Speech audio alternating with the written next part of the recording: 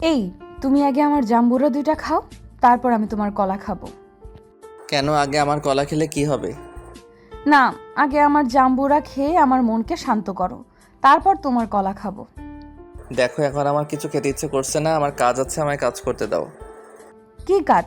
কাজ পরেও করা যাবে, আগে আমারগুলো খাও, তারপর কাজ।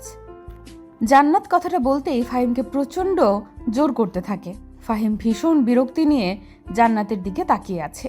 জান্নাত সব সময় ফাহিমের সাথে এমন করে, কোনো কিছু করতে বললে সেটা তখনই করতে হবে, 1 মিনিট লেট হলে সেটা হবে না। জান্নাত নিজের দুটো জাম্বুরা নিয়ে ফাহিমের দিকে এগিয়ে এসে ফাহিমের চোখের দিকে এক দৃষ্টিতে তাকিয়ে আছে।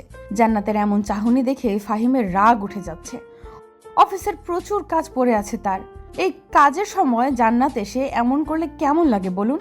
ফাহিমকে নীরব দেখে জান্নাত খানিকটা গম্ভীর কণ্ঠে বলতে লাগলো, এমন হা করে তাকিয়ে আছো কেন? জাম্বুরাটা খেয়ে নিলে কি হয়? এমন ভাব করছো যে মনে হচ্ছে এই জাম্বুরার সাথে আমি বিষ দিয়ে এনেছি। বিষ দিয়ে না আনলে এমন করছো কেন? আমি বললাম তো পরে খাবো, এখন কাজটা শেষ করে নেই। পরে করব, পরে খাবো, এইসব বললে হবে না। তুমি জানো আমি লেট করা একদম পছন্দ করি না, এখনই খেতে হবে। আর যদি এখন না খাই তবে কি হবে? বেশি কিছু হবে না সোনা, তুমি যদি এখন আমার জাম্বুরা দুটা না খাও তাহলে এগুলি অন্য কাউকে দিয়ে দিব। জান্নাতের কথায় ফাহিম রেগে যায়। ফাহিমের জাম্বুরা অন্য কেউ খেয়ে নেবে মানে? ফাহিম জান্নাতের দিকে অগ্নি দৃষ্টিতে তাকালো। জান্নাত ফাহিমের দিকে তাকিয়ে মুচকি মুচকি হাসছে। জান্নাত জানে ফাহিম নিজের জিনিস কখনো অন্য কাউকে দিতে পছন্দ করে না। ফাহিম দুম করে জান্নাতকে অবাক করে দিয়ে জান্নাতকে নিজের বুকে টেনে নিল। জান্নাত ফাহিম এমন করে তাকে টেনে নিবে হয়তো আশা করতে পারেনি, তাই খানিকটা চমকে যায় জান্নাত। জান্নাতকে নিজের কোলের উপর বসিয়ে ফাহিম শক্ত করে জান্নাতকে নিজের বাহুডোরে আবদ্ধ করে নিল। জান্নাত কৌতূহলপূর্ণ দৃষ্টি নিয়ে ফাহিমের মুখের দিকে তাকিয়ে আছে। ফাহিম জান্নাতকে উদ্দেশ্য করে ফিসফিসিয়ে বলল, কি সমস্যা তোর? যেটা আমি কখনো কোনোদিন সহ্য করতে পারবো না সেটা কেন বারবার আমার কানের কাছে বলিস তুই? তাহলে আমার কথা কেন শোনো না? তাহলে আমার কথা কেন শোনো নাই? এই জাম্বুরাগুলো কত কষ্ট করে নিয়ে এসেছি তোমার জন্য, জানো সেটা? তারপরও এখনো খেতে চাচ্ছ না। আমি কতক্ষণ আর সহ্য করবো? দাও, আমার অনেক কষ্ট করে নিয়ে আসা জাম্বুরা দুটো, ওই দুটো খেয়ে আমি অন্য জাম্বুরা খাবো। সেটা আবার কোনটা? ও মা, জানো না কোনটা? হুম, জানি না তো, বলো না কোনটা। জান্নাতের কথাটা শেষ হতেই ফাহিম জান্নাতের বুকের দিকে তাকালো। জান্নাতের বুকের দিকে গভীর দৃষ্টিতে তাকিয়ে ফাহিম এক অদ্ভুত রহস্যজনক হাসি দিল। ফাহিমের এই দুষ্টু হাসির মানে জান্নাত বেশ বুঝতে পারছে, আর বুঝতে পারবেন নাহি বা কেন। ফাহিম তার স্বামী হয়, আর জান্নাত নিজের স্বামীর হাসি, খুশি, আনন্দ, দুঃখ এসব যদি তার মুখের দিকে তাকিয়ে না বুঝতে পারে তবে কিসের ভালোবাসা? জান্নাত ফাহিমের দিক থেকে লজ্জায় চোখ নামিয়ে নিয়ে মৃদু কণ্ঠে বলে উঠল, চাও দুষ্টু, সবসময় তোমার মাথায় দুষ্টু বুদ্ধি গুলো চেপে থাকে। আমি কথা দুষ্টামি করলাম? এখনো তো কিছু করিনি সোনা, যখন করব তখন দুষ্টু বলবে, ঠিক আছে? হুম, ঠিক নেই, কারণ তোমার চোখ জোড়া এখনই দুষ্টুমি করা শুরু করে দিয়েছে। ওই চোখের ভাষা আমি বুঝতে পারি জনাব। বুঝতেই যখন পাচ্ছ তখন দূরে বসে আছো কেন? এসো আমার সাথে একদম লেপ্টে যাও সোনা। ফাহিম কথাটা শেষ করতেই জান্নাতের কোমরে হাত বুলিয়ে দিতে লাগলো। জান্নাত ফাহিমের হাতের পরশ পেতেই যেন নিজের মধ্যে এক অদ্ভুত ভালো লাগা অনুভব করতে লাগলো। জান্নাত ফাহিমের কাঁধের ওপর হাত রেখে শক্ত করে ফাহিমের কাঁধ ধরে আছে। ফাহিম জান্নাতের কোমরে হাত বুলিয়ে দিতে দিতে আলতো করে জান্নাতের ঘাড়ে, গলায় চুমু খেতে লাগলো। ফাহিমের ঠোঁটের পরশে জান্নাতের সারা শরীরে যেন বিদ্যুৎ বয়ে যাচ্ছে। ফাহিমের প্রত্যেকটা স্পর্শে যেন জান্নাত নিজের উপর নিয়ন্ত্রণ হারিয়ে ফেলছে। ফাহিমের নাকের গরম নিঃশ্বাস জান্নাতের ঘাড়ের উপর এসে পড়ছে। জান্নাত চোখ বন্ধ করে ফাহিমের ভালোবাসা অনুভব করছে। ফাহিম জান্নাতের ঠোঁটের দিকে তাকাতেই যেন নিজের উপর থেকে সম্পূর্ণ নিয়ন্ত্রণ হারিয়ে ফেলে। জান্নাতের ঠোঁটজোড়া ভীষণ রকম কাঁপছে। ফাহিম জান্নাতের ঠোঁটজোড়ার দিকে গভীর দৃষ্টিতে তাকাতেই দেখতে পেল জান্নাত তার নিচের ঠোঁটের উপরের ঠোঁটটা চেপে ধরে দাঁত দিয়ে কামড়ে ধরছে। ফাহিম আর অপেক্ষা করতে পারল না। জান্নাতের কোমরের উপর থেকে নিজের হাত সরিয়ে নিয়ে আলতো করে নিজের হাতটা জান্নাতের চুলের পেছনে নিয়ে যায়। জান্নাতের চুলগুলো আলতো করে ধরে ফাহিম নিজের ঠোঁটজোড়া জান্নাতের দিকে এগিয়ে নিয়ে যেতে লাগলো। এই মিষ্টি ঠোঁটের স্বাদ নেওয়ার জন্য ফাহিম সর্বদা ব্যাকুল হয়ে থাকে। ফাহিম নিজের ঠোঁটজোড়া একটু একটু করে জান্নাতের ঠোঁটের দিকে এগিয়ে নিয়ে আসতে লাগলো। ফাহিমের গরম নিঃশ্বাস এখন জান্নাতের মুখের উপর এসে পড়ছে। জান্নাত যেন ফাহিমের ঠোঁটের স্পর্শ পেতে আর অপেক্ষা করতে পারছে না। ফাহিমের ঠোঁটের সাথে জান্নাতের ঠোঁট ছুঁই ছুঁই হয়ে আসতেই দুম করে ফাহিমের রুমের দরজায় নক করার শব্দ ভেসে এলো। দরজায় নক করার শব্দ পেতেই জান্নাত হকচকিয়ে ফাহিমের কোলের ওপর থেকে উঠে দাঁড়িয়ে পড়ল। ফাহিম জান্নাতের দিকে কৌতূহলপূর্ণ দৃষ্টি নিয়ে তাকিয়ে আছে। এমন করে কেউ লাফিয়ে ওঠে নাকি? জান্নাত ফাহিমের দিকে শান্ত দৃষ্টিতে তাকিয়ে বলল, কেউ এসেছে, আমি দেখে আসছি। যাও। ফাহিম চরম বিরক্তি নিয়ে কথাটা বলে আবার নিজের ল্যাপটপের স্ক্রিনের দিকে তাকালো। আদর করার সময় কেউ এসে বিরক্ত করাতে যতটা না ফাহিম বিরক্ত হয়েছে, তার থেকে অনেক বেশি বিরক্ত হয়েছে জান্নাতের ব্যবহারে। এমনভাবে কেউ রিয়্যাক্ট করে মনে হয় যেন ফাহিম তার অপরিচিত মানুষ, কেউ দেখে ফেললে সমস্যা হয়ে যাবে। জান্নাত দরজাটা খুলে দিতেই দেখতে পায় ফাহিমের ছোট বোন ফারিহা এসেছে। দরজা খুলতেই ফারিহা তার ভাই ফাহিমকে উদ্দেশ্য করে বলতে লাগলো, এই ভাইয়া, তুই এখনো কাজ করে যাচ্ছিস? বলি, আমায় যে কলেজে ছেড়ে দিয়ে আসতে হবে সেটা কি তুই জানিস না? ভুলে গেছিস নাকি? ও তাই তো, একদম ভুলে গিয়েছিলাম। তুই ফ্রেশ হয়ে রেডি হয়ে নে, আমি আসছি। আর কত ফ্রেশ হব? আমি তো ফ্রেশ হয়ে রেডি হয়ে আছি, তুই তো এখনো ফ্রেশই হসনি। আহা পাগলি বোন আমার, তুই জানিস না আমার ফ্রেশ হয়ে রেডি হয়ে নিতে জাস্ট 2 মিনিট লাগে। ওয়েট, এখনই আসছি আমি। ফাহিমের কথাটা শেষ হতেই ফাহিম নিজের জায়গা থেকে উঠে পড়ল।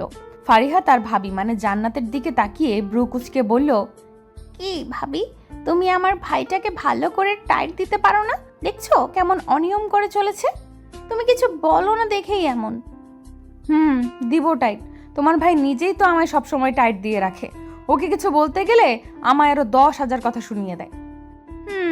এই যে স্বামীকে টাইট দিয়ে না রাখতে পারলে তো তোমায় কথা শোনাবেই। শোনো ভাবি, ভাইয়াকে আমি ভালো করে জানি, ও তোমায় অনেক ভালোবাসে। তাই তোমার উপর যখন ছাড়ে দিবে ঠিক তখনই তুমি উল্টো ছাড়ি মারবে, বুঝলে? বুঝলাম পিচ্চি বোনটা আমার। এখন পাকা কথা না বলে যাও, ভালো করে পড়াশোনা করো। জান্নাত আর ফারিহার কথার মাঝেই ফাহিম চলে আসে। ফাহিম এসে ফারিহা আর জান্নাতের কথাগুলো আবছা শুনে তাদের উদ্দেশ্যে বলতে লাগলো, কি কথা হচ্ছে আমায় নিয়ে? গোপনে কথা বলার থেকে সামনাসামনি কথা বলা উত্তম। কিছু না ভাইয়া, চল, লেট হয়ে যাচ্ছে। ও প্রাইভেট কথা মনে হয়। আচ্ছা চল, বলবি যখন না, তখন আর জোর করে কি হবে। ফাহিম খোঁচা মেরে কথাটা বলে ফারিহাকে নিয়ে বাড়ি থেকে বেরিয়ে যায়। ফারিহাকে কলেজে পৌঁছে দিয়ে ফাহিম নিজের বাড়ির দিকে ব্যাক করলো। বাড়ি আসার পথে হঠাৎ করে ফাহিমের চোখ পড়ল একটা ফুচকার দোকানে। জান্নাত ফুচকা খেতে ভীষণ পছন্দ করে, তবে রাস্তায় এসে মুখোশ খুলে দাঁড়িয়ে দাঁড়িয়ে ফুচকা খাওয়া যেন তার কাছে অসম্ভব ব্যাপার। জান্নাত শুধুমাত্র তার নাম নয়, ওর কাজও জান্নাতের মতো। সব সময় পর্দা করে চলে জান্নাত। এই জন্যই জান্নাতের প্রতি তার ভালোবাসা আরও প্রবলভাবে বেড়ে যায়। ফাহিম গাড়িটা রাস্তার পাশে পার্ক করলো, অতঃপর জান্নাতের জন্য ফুচকা নিয়ে নিল সে। জান্নাতের জন্য ফুচকা নিয়ে ফাহিম আবারও গাড়ি নিয়ে বেরিয়ে পড়ল। বাড়ি এসে ফাহিম নিজের রুমে বসে অপেক্ষা করছে জান্নাতের। দুবার জান্নাতকে ডেকেও ছিল ফাহিম, তবে জান্নাত আসেনি, কারণ এখন জান্নাত তার আদরের জামাইয়ের জন্য রান্না করছে। আর রান্না করার সময় জান্নাত বিরক্তি একদম পছন্দ করে না। ফাহিম মিনিট 10 অপেক্ষা করতেই তার অপেক্ষার প্রহরের অবসান হয়। জান্নাত চলে এসেছে ফাহিমের রুমে, তবে এসে জান্নাত নিজের কোমরের উপর হাত রেখে ব্রু কুচকে ফাহিমকে উদ্দেশ্য করে বলে, এমনভাবে আমায় ডাকছো কেন? তোমার জন্য রান্না করার সময় আমি একটু শান্তিতে রান্নাও করতে পারি না। ওই আমি ডাকলে তোমার রান্নায় অসুবিধা হয় কেমন করে? ডাকার পরেও তো আসো না, সেই তো রান্না শেষ করে তারপর আসো। তাহলে আমি তোমায় বিরক্ত কেমন করে করলাম? এই যে যখন তুমি আমায় ডাকো তখন আমার মনটা ভীষণ বিচলিত হয়ে যায়। তখন হয়তো আমি তোমার জন্য যত্ন করে রান্না করার চেষ্টা করি, তবে মন দিয়ে ভালোবেসে রান্নাটা করতে পারি না, কারণ তখন আমার দেহ হয়তো রান্নাঘরে থাকে, তবে আমার মনটা থাকে আপনার কাছে। ওরে বাবা, তাই নাকি? কোথায় আমার আদরের বউটা কোথায়? এদিকে আসো সোনা, তোর মনটাকে নিয়ে যাও তোমার কাছে। সরি, আমি আসতে পারবো না, কারণ আমি যেটা একবার দিয়ে ফেলি সেটা আর কখনো ফেরত নেই না। ও তাই নাকি? জি জনাব, একদম তাই। আচ্ছা ঠিক আছে, তবে আমার মনটা নিয়ে যাও। তোমারটা আমার কাছে থাক আর আমারটা তোমার কাছে, কেমন হবে? কচুর মতো হবে। আমায় এত জরুরি তলব দিয়ে ডাকছো কেন? কথায় কথায় তো সেটাই জানা হলো না। কেন ডেকেছি তা জানতে হলে এখনই আপনাকে আমার কাছে এসে বসতে হবে জান। তারপর আপনি নিজেই দেখে নিন কেন ডেকেছি।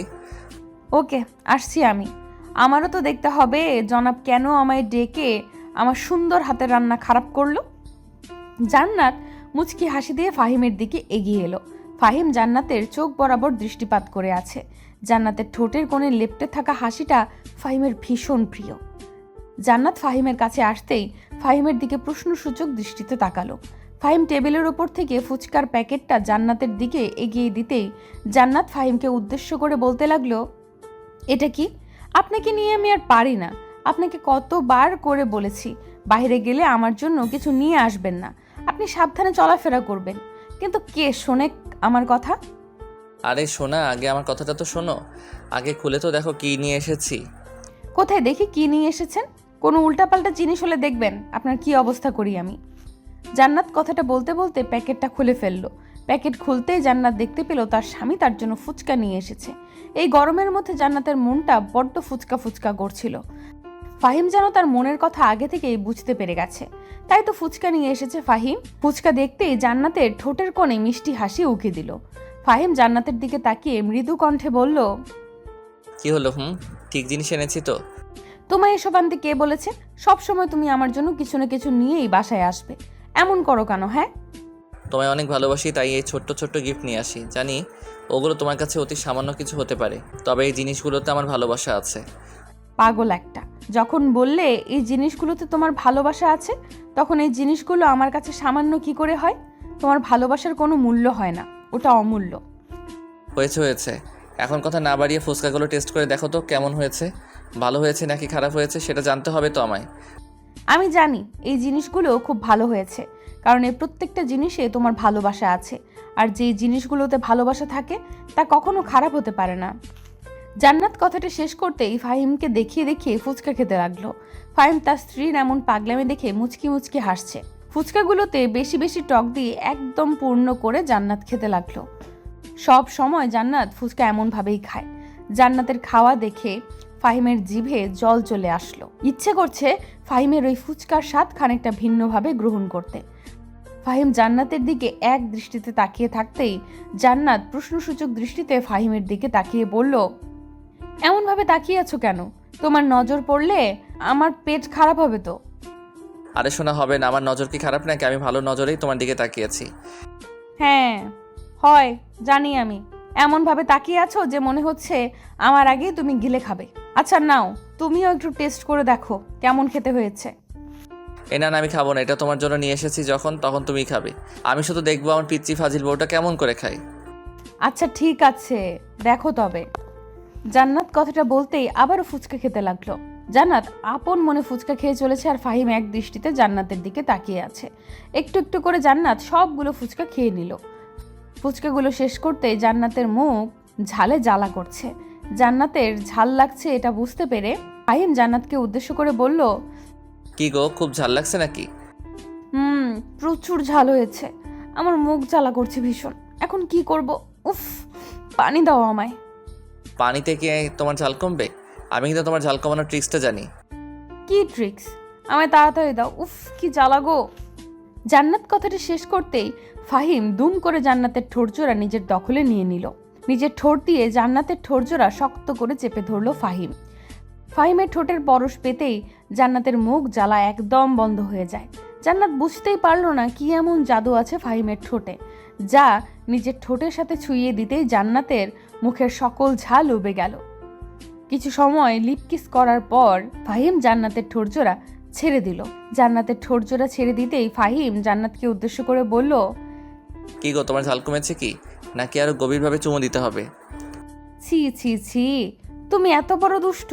আমার ঝাল কমানোর নাম করে তুমি নিজে ফুচকার স্বাদ নিয়ে নিলে। ও মা, তুমি জানো না সখী টেক অ্যান্ড গেট, অর্থাৎ তুমি যা দিবে ঠিক তাই পাবে। আমি বিনিময় বিশ্বাসী। ফাহিমের কথাটা শেষ হতে জান্নাত ফাহিমকে জড়িয়ে ধরল। ভালোবাসা সত্যিই সুন্দর। স্বামী স্ত্রীর ভালোবাসার মাঝে কোনোদিন কোনো পাপ থাকে না, এটা পবিত্র ভালোবাসা। এমন সব পবিত্র ভালোবাসা বেঁচে থাকুক যুগ যুগ ধরে।